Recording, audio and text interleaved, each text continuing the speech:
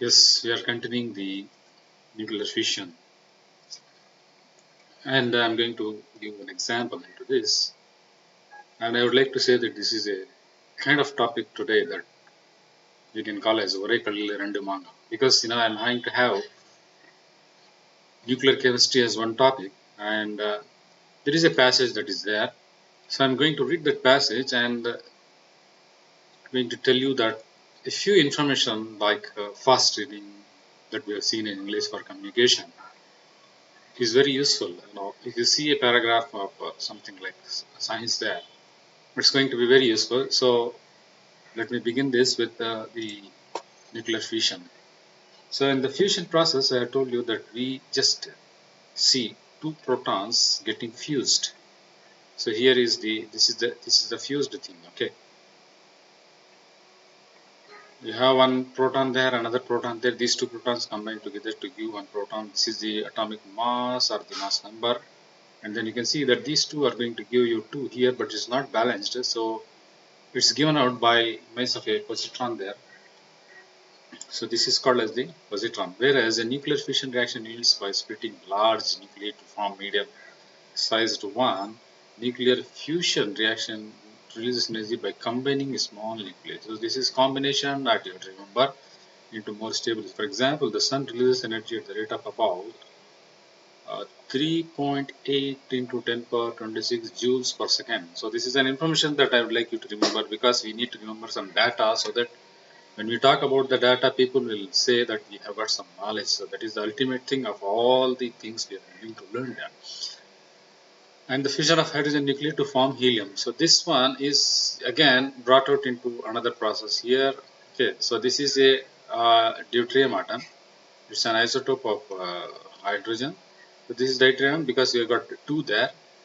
Okay, so because we have got two there, it's called as deuterium atom. One more proton then joins here. So this is another proton there. So this deuterium plus one proton combines to give an isotope of helium. Isotope of helium. Why?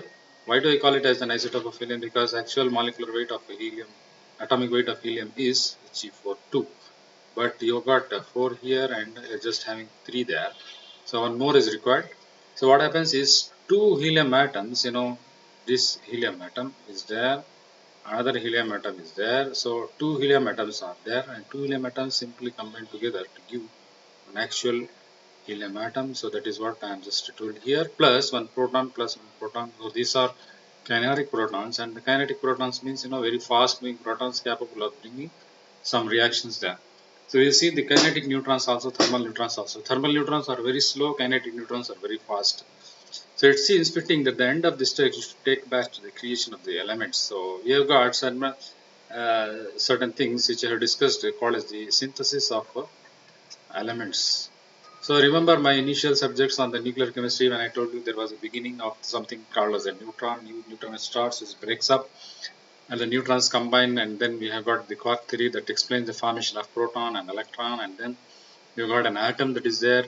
So these atomic combinations are giving rise to carbon, nitrogen, oxygen, and hydrogen, and then there is drastic combination giving rise to peptides, and then came the life there. Then came the life there.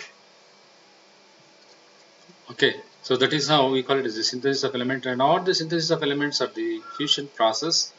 Look at this, a slight importance is given here to the synthesis of the elements there. One proton joins with one more neutron to give a deuterium atom. Okay, can you see this? This is the deuterium atom. It's an isotope of hydrogen, and then this one, that is the isotope that is put here, is again bombarded by another neutron, and it gives you the tritium, another isotope of hydrogen.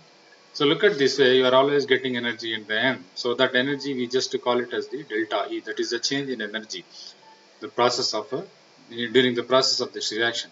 Again, this tritium combines with one more molecule of proton that is there here. This, so this also is coming there, and this also is coming there. These two combine to give a helium atom.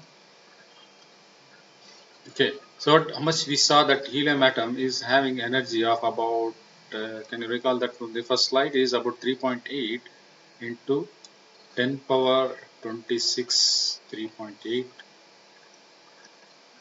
into 10 power 26 kilojoules per second. So much amount of energy. That is the energy we are receiving in the form of sunlight as well as heat, and this is responsible for the sustenance of life on the earth. So that this energy. So every atom, single atom, is giving you plenty of energy there. So this all energy put together is the energy radiated per second that I mentioned here. Okay, so this again, this isotope of hydrogen reacts with one neutron, fast-moving neutron, forming a helium atom. So helium atom and helium isotope. This is an isotope. And this is a helium atom combined to give beryllium. This is the next element there. So remember, we have seen in our syllabus that we call this the group displacement law. If you can see the syllabus, there is something called as the group displacement law, which says that by every nuclear reaction, when something is absorbed in the nuclear radius, the element shift to the right side of the periodic table. So hydrogen is displaced into helium, and helium is displaced to become beryllium, and beryllium is displaced to become lithium, and lithium is displaced to become boron. Boron is displaced to become carbon. Carbon is displaced to become nitrogen. So that all comes under. Every time you add one new atom there, the element changes and it shifts to the right side of the periodic table. Well, that is what we call it as the group displacement law. Okay, so let me show you the reading part. That is, the scientists believe that the nuclear fission played an important role in the creation of the chemical elements. The chemical elements means carbon, nitrogen, oxygen, hydrogen. To get a rough idea of what they think occurred, they have to begin with the beginning of the universe. So this is what I told you in the beginning. So I have taken a few hours on explaining the origin of the universe. So unless you understand the origin of the universe, everything seems irrelevant then. So that is why I have taken that. So the standard model of the origin of the universe suggests that it all started about 15 billion years ago. Now you need not have to worry about how they calculated this. This is based on several calculation and radiocarbon dating. Radiocarbon dating is there in your syllabus, and we are going to see some of the radiocarbon dating in the coming sessions. With a tremendous expression called the Big Bang. I have told you about what a Big Bang theory is. Okay. So about 1 second after the Big Bang, the universe is thought to have consisted of an expanding sea of light and elementary particles, including electrons, protons, and neutrons. The model describes three ways in which the three different elements are formed. So this is a paragraph that I have read. By fast reading, you can single out the terms such as the Big Bang and sea of light and the particles and then electrons, protons, and neutrons. So what is the author saying? It says that there was an explosion, and then in the sea of light and the sea of energy, by light we are just going to see it as a sea of energy, where elementary particles including electrons, protons, and neutrons are formed, and then this resulted in the formation of the elements. So this is what is the abstract you have to find out after reading a passage. The first of these processes took place in the first minutes following the Big Bang. The expanding cloud cooled enough for hydrogen atoms to form. Expanding cloud cooled enough for hydrogen atoms to form, and for a series of nuclear reactions to occur. In each of these reactions, very high velocity particle collided and fused to produce a new and large. This is a fast reading. So here you have not much of information. You'll skip this and try to get the information from this paragraph. Okay. After the first phase of element synthesis, universe consisted mostly of the hydrogen and helium. Hydrogen and helium were the only two things that were there in the beginning time, and extremely small amounts of lithium and beryllium was there. Even today, about 90% of the atoms and 70% of the mass of the universe is hydrogen. So this is a very essential point. The author tries to say that 70% of the mass of the universe is having hydrogen and the most the rest of the helium. By chance, the material of the expanding universe was unevenly distributed. Unevenly distributed na even na uniform. Uneven na uniform illa. Not uniform. So it is roughly distributed. In the region of higher concentration of matter, gravity pulled the particles. So this is one of the four forces I have told you at the beginning of the sessions, that we've got four forces of the nature: weak nuclear force, strong nuclear force, electromagnetic radiation, electromagnetic force, and the gravity. So the gravity tried to bring things closer and the stars began to form. So this is one of the process. As the cosmic dust was compressed, the material in the core of the forming stars began to heat up. அப்படியே கிராவிட்டினால attract ஆகி condense ஆகுது. Condense ஆகிறதுனால heat ஆகுது. Heat இருக்கிறதுனால that heat is supplying the energy for fusion. Okay, so gravity is playing a role and bringing up the different particles and atoms into one place, and that energy that you get is used to form helium atoms.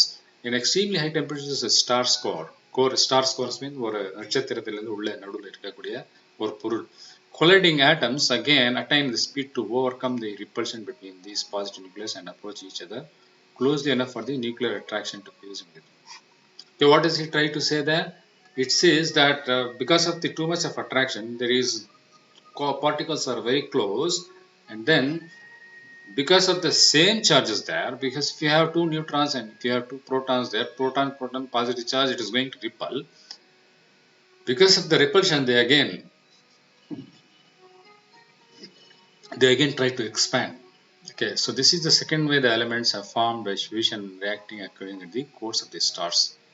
So something is happening at the core. Core na ulla irukku. So this is the core of the particular star, and this is the outermost. We call it as the. This is what we call it as the core, and this is what we call it as the. In chemistry, we call it as the valence, and if not, in general terms, literal terms, you can call it as the outer. Okay, in various places we have different meanings for that. For example, if you take egg, you call it as the yolk, and then you call it as the white. So there is always a this thing which called as the nucleus. So nucleus is very essential for every process and that we are going to see. Okay, so gravity வந்து pull பண்ணி stars எல்லாம் close வந்துடுது. There is also a repulsion, and the repulsion is creating some amount of energy. This energy is sufficient for the fusion of the star, fusion of the particles, formation of the new elements. It counteracts the gravitational force and otherwise cause the stars to collapse. அப்படியே உள்ளுக்குள்ள போயிட்டே இருந்ததுன்னா என்ன ஆகும்? Collapse ஆகும். நிறைய particles அப்படி எப்படி போச்சுன்னா கொலாப்ஸ் ஆகும். அதுதான் சொல்லலாம் ஸ்டார்ஸ். ஓகே, அது கொலாப்ஸ் ஆகிறது தடுக்கிறதுக்கு இன்டர்னல் ரிப்பல்ஷன் இருக்கிறதுனால என்ன ஆகுது? Internal repulsion is, it is repelling them, and this is balanced. Inward arrow, outward arrow ரெண்டுமே balanced ஆயிடுது. But somehow or other, some process, some inequilibrium will be there, and then the death of the star also results there. So when two forces balance, the star finds a stable size. There's an important line there. Eventually, much of the hydrogen, eventually na எப்படி சொல்லணும்னா ஒரு process ஆகிட்டே இருக்கு. Much of the hydrogen in the core of a young star means the star during the process is converted into helium, so that the star chiefly consists of the helium core and a hydrogen outer shell. So what does it try to say? This one is completely helium and this one is completely hydrogen. So that is what we call as a hydrogen burden. The ultimate fate of the star depends on its size. If the star is small, it will simply burn out and the hydrogen core is depleted. Depleted na gali aayidhu. Okay, hydrogen la veliye burn ஆகி gali ஆயிடுச்சுன்னா என்ன ஆகும்? The star becomes relatively small. It burns and it is getting converted into some radiation that is lost.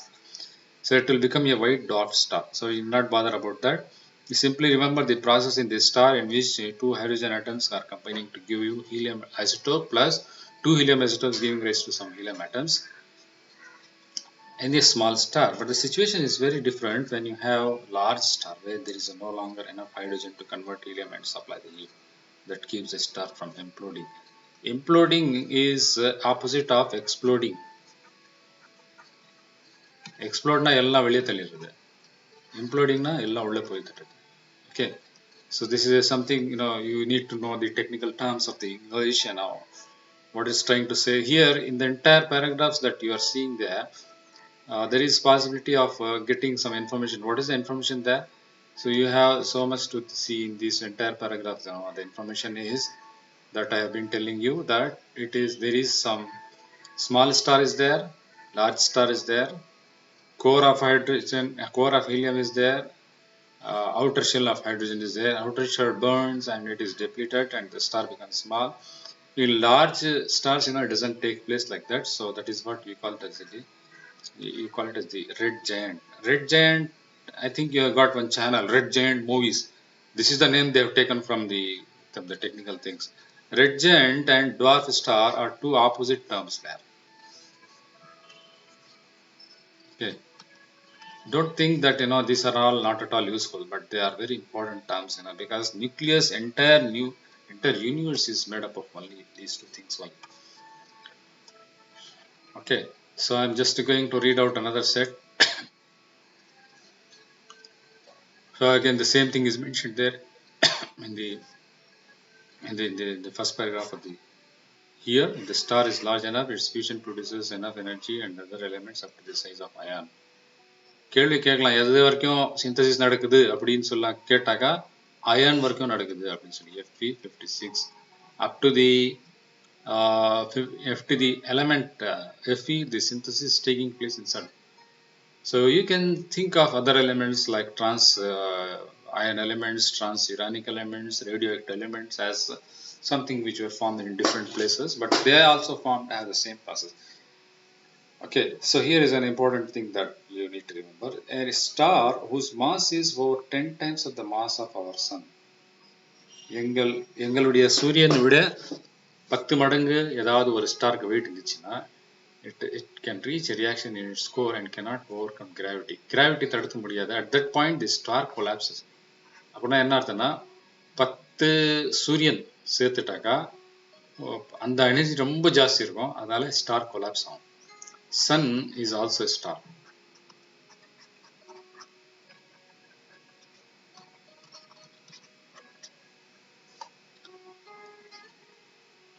Our sun is also a star, that is what there. At that point the star collapses very rapidly, heating at a tremendous temperature. Tremendous na ஏகப்பட்ட. Then explodes as the supernova.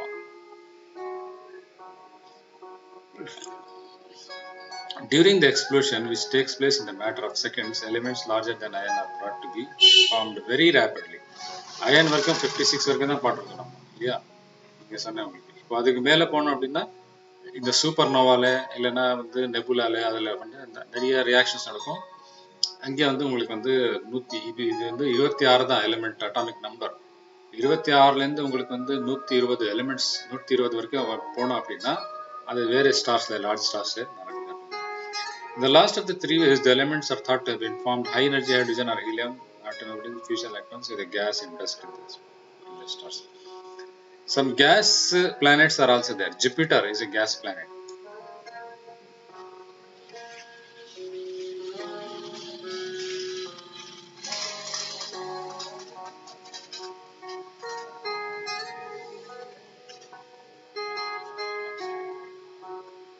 You cannot stand on Jupiter.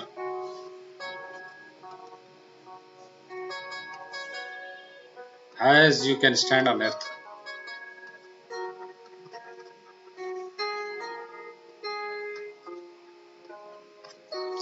தரையில கீழே விழுந்துட்டான் அப்படின்னு சொல்லி நீங்க பூமியில சொல்லலாம், ஜூபிட்டர்ல சொல்லவே முடியாது. விழுந்துட்டா விழுந்துட்டே இருக்கணும், அது கேஸ் தான் ஃபுல்லா. இந்த தரை சாலிடா இருக்கு இல்லையா, அந்த மாதிரி அங்கே கிடையாது. Okay, that is the beauty. There are so many planets of that because of the heavier elements are formed in localized areas of the universe. The distribution of these elements is uneven. ஒரே இடத்துல யூனிஃபார்மா இல்லை அப்படின்னு சொல்றான். uneven, even அப்படின்னா யூனிஃபார்மா இருக்குது, unevenனா நான் uniform. The elemental composition of the Earth, for example, is very different from most of the rest of the universe. So there is a table in which we have the percentage of abundance of elements on the Earth's crust is there. Earth crust na வெளியே இருக்கிறது தான், இதுதான் crust. நடுவில் இருக்கிறது core. இது Earth crust இங்கே இருக்குது. Atmosphere, not the element, make up for 99% of the planet's mass. So some elements that play a major role in our culture and technology, such as copper, tin, zinc, and gold, are actually very rare. Very rare. Okay. Now coming back to some part of the syllabus, there is a special topic that I am going to tell you about. A promising new experimental treatment of the brain tumor makes up the fission reaction of the boron-10. Boron atomic number 5, atomic weight 10, an isotope representing 19.9% of the natural boron. The patient is given a boron-containing compound. that is selectively absorbed by the tumor cells. Tumor cells extra growth இருந்துச்சுன்னா அந்த boron radioactive boron தான், சாதா boron கிடையாது. அதுதான் 20% of the radioactive boron இருக்குது. Radioactive boron எப்படி இருக்கும் அப்படின்னா உங்களுக்கு 11Bல இருக்கும், ஒரு ஆட்டம் ஏதாவது ஒரு எக்ஸ்ட்ரா இருக்கும். Okay, so this which low, I mean, is absorbed by the tumor cells, after which low energy neutron beams form from a nuclear reactor are directed towards the tumor. Okay, அந்த செல்ல நீங்க boron injection கொடுக்குறீங்க பாடியில.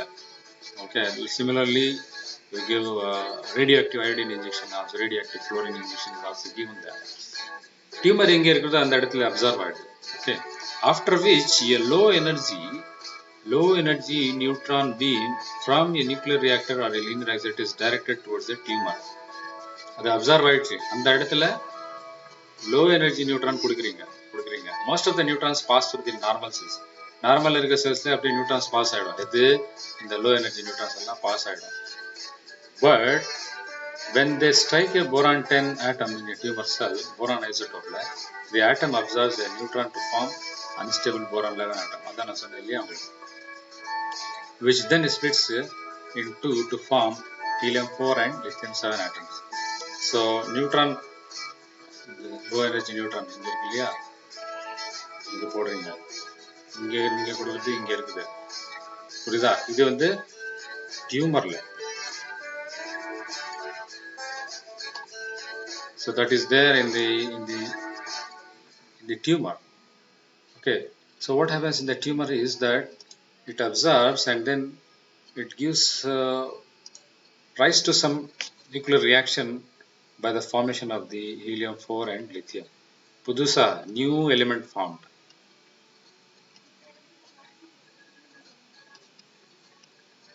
Okay, the diameter of the cell is about 10 micrometer and the helium and lithium atoms have the energy derived from the creation of about 5 micrometer to 8 micrometer.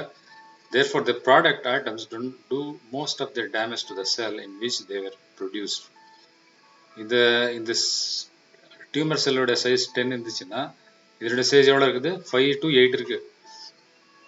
அதனால உள்ள ரொம்ப size ஜாஸ்தி அது, புரியுதா? அது வந்து it will do the damage பண்ணிடும்.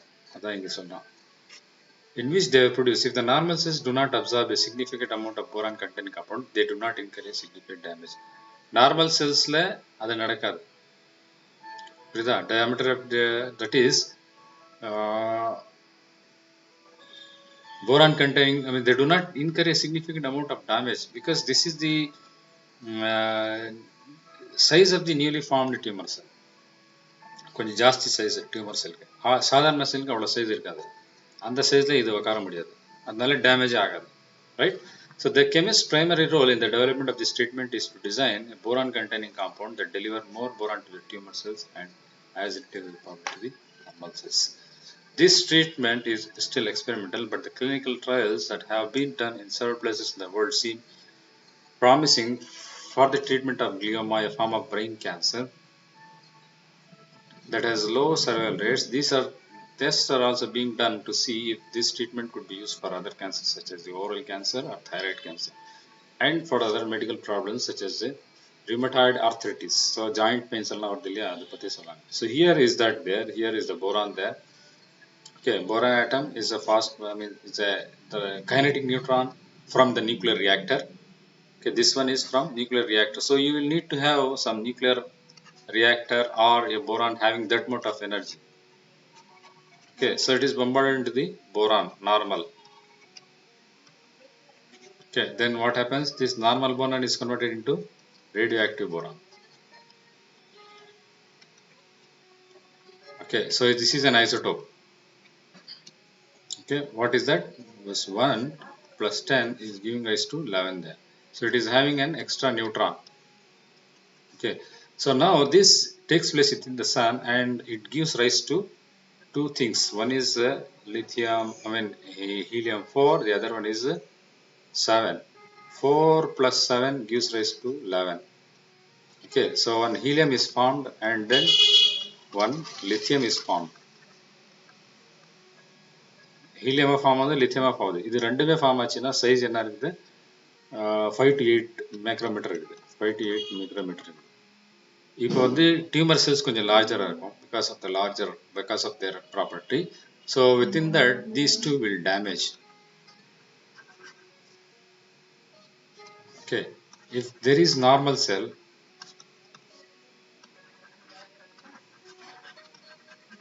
they don't damage, no damage. Okay, so this is a medical application. They can ask you explain the benefits of nuclear radioactivity in medical application. Means you have to write that in the case of the brain cancer, boron 5 is given and thermal neutrons are given, or the kinetic neutrons with sufficient energy is given. This neutron is absorbed by the B5 and B510, and it is getting converted into radioactive isotope, radioactive or unstable boron isotope such as B11, and this converts itself into helium and lithium. Okay, so these two things damage the brain cells, whereas they do not damage the normal cells. Okay, so this is the reason how you find out if there is any brain tumor or not. So I think it has been very clear from my suggestion. So we got a lot of information from this session. We can see 2 or more medical applications in our next class. Thank you for joining me.